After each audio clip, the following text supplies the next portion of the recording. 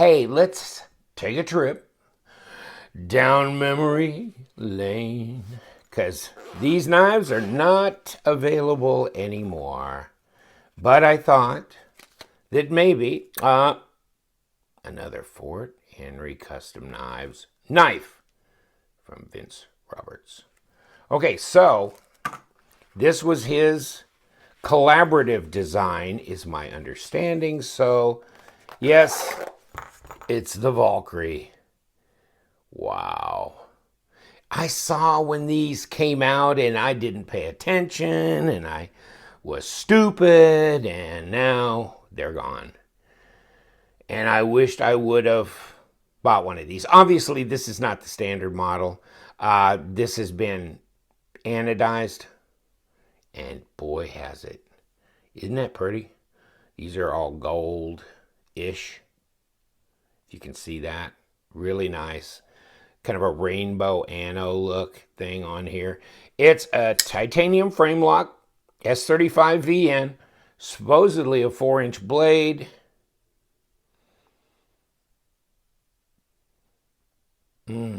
Open construction, titanium standoffs, and I assume it's a titanium pocket clip. Looks like it's a milled pocket clip. Right hand tip up only. Wow. Good detent, that's for sure. And a friend of mine bought this from Vince. It was Vince's knife. It was the last one issued of that run of Valkyrie knives. Now, I think, here and there, one will come up on the secondary market for sale, so fear not. That's always a hope and a dream. And you know what? Enough money, everything's for sale. Stonewash. Like I said, Stonewash S35VN blade is supposed to be around 4mm thick. Yeah, 0.158 of an inch, so that ought to be about 4mm right on the butt. Yeah, pretty close. Depends on how I want to twist this. I'm just giving you a hard time. Okay, right at 4mm.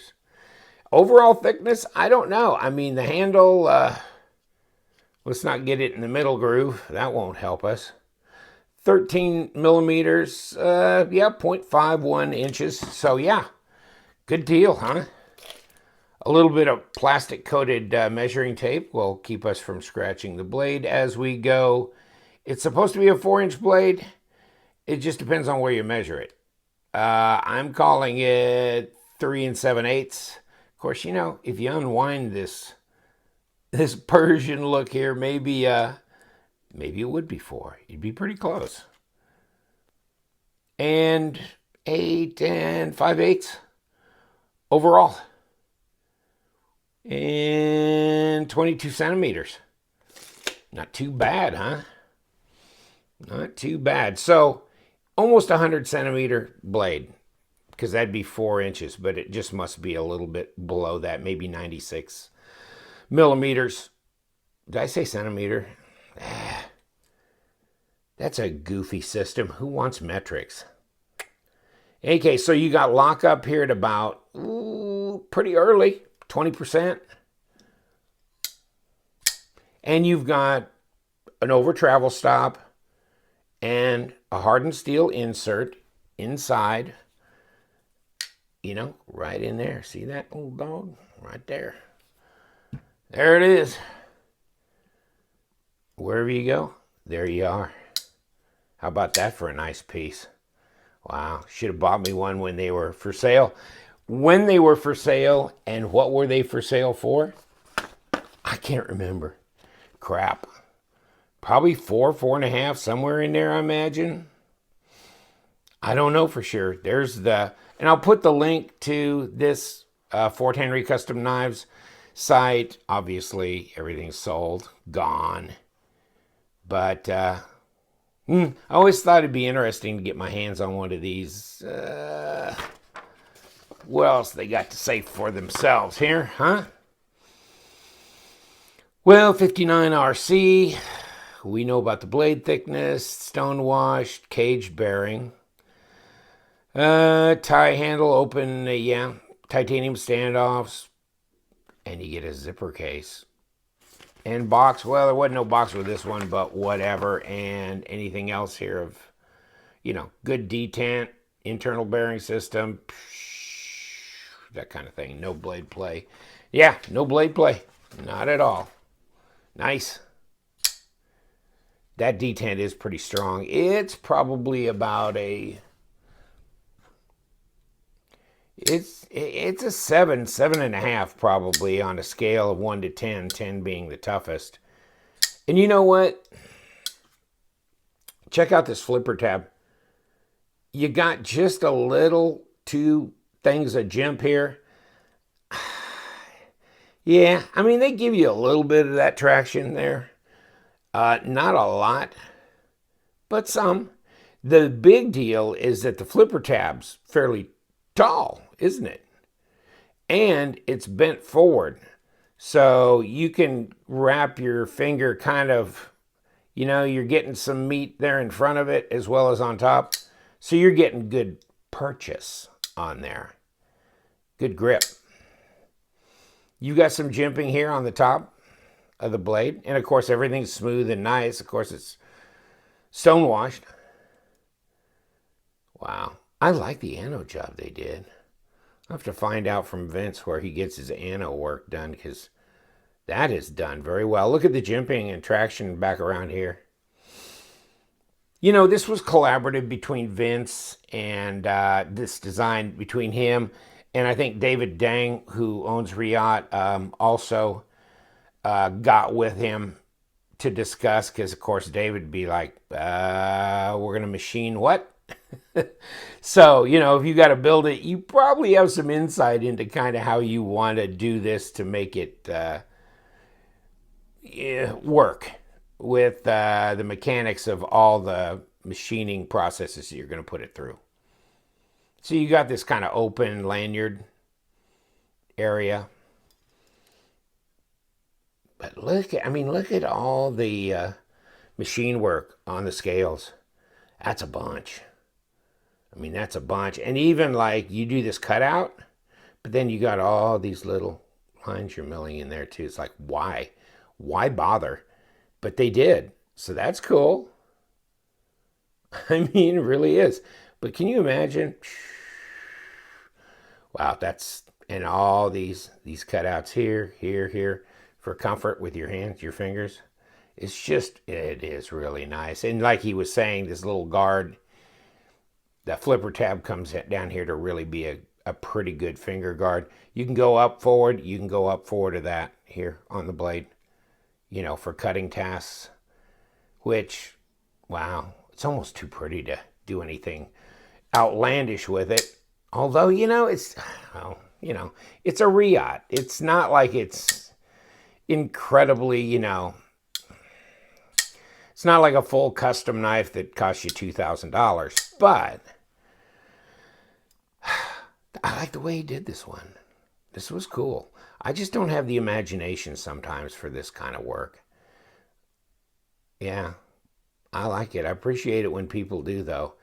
But, this was probably a big canvas, and he was like, this begs for something. And it really took it well. This is really cool. Pretty. All the way. Good size knife, almost 4-inch blade. And, you've got the continuity of this line here. Up and on. Really nice. The lines really flow well on this knife. Yeah, it's not a deep pocket clip.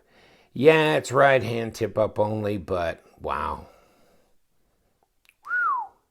Inside, yeah, just pretty clean. Pretty clean. Wow. I like the blade. It's not too overly, hooked Persian type. It's just a little. Extends his belly all the way out and up. But it's attractive. I think overall, that's a cool design. Yeah. Be nice to have one of these in my collection. The action's fine. I mean, it's, how Reate does. I mean, if you ever had the Torrent in your hand or the Horizon, yeah,